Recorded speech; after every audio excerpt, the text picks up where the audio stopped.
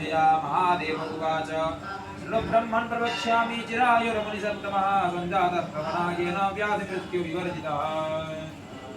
तस्मिन्ने कारणवे घोरे सनिलौघपरिकृते कृतान्तभयविनाशाय स्तो मृत्युञ्जयः शिवः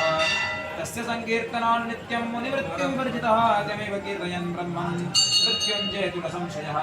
लोमश उवाच देवादिदेव देवेश सर्वप्राणभृताम्बर प्राणिनां विनाशस्त्वं मृत्युञ्जय नमोऽस्तुते देहिनां जीवभूतमसि जीवो जीवस्य कारणं जगतां रक्षकस्त्वं वै मृत्युञ्जय नमोऽस्तुते हिमाद्रिशुकरागारं सुधा